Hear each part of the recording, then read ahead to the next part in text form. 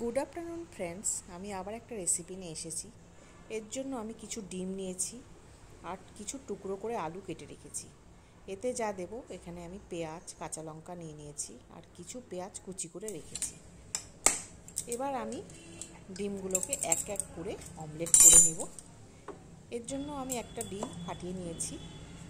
এতে দেব কিছু পেঁয়াজ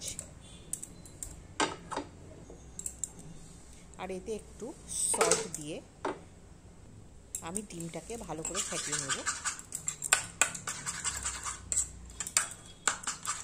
এবার আমি ডিমগুলোকে এক এক করে অমলেট বানিয়ে নেব।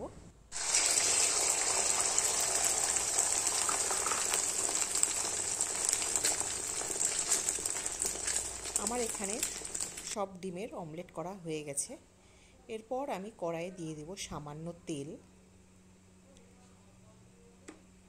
এবার তেলটা গরম হয়ে গেলেই আমি দিয়ে দেবো কিছু সম্বরা। এখানে জিরা আর শুকনো লঙ্কা দিয়েছি।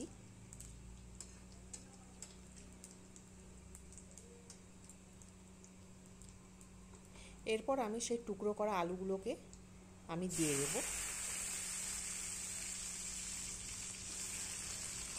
এবার আলুগুলোকে আমি ভালো করে ভেজে নেব।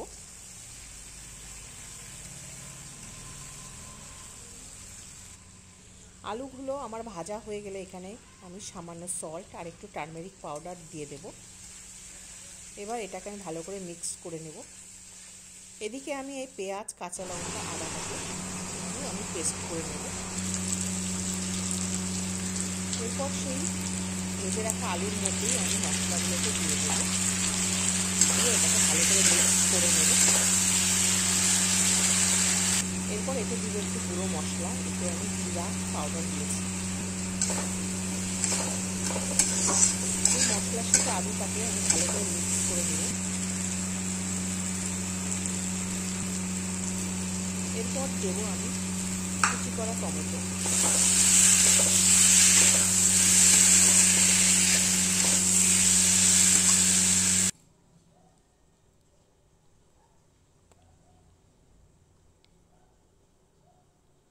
এবার সবজিটা আমার ভালোভাবে হয়ে গেলে আমি এতে দিয়ে দেবো জল।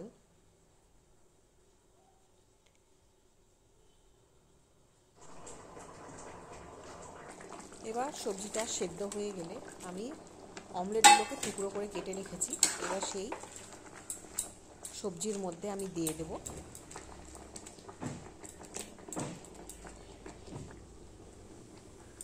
এরপর আমি কিছু কুচি করা ধনিয়া পাতা আমি ছিটিয়ে দিয়েছি। আমার রান্না অলমোস্ট কমপ্লিট। বাই।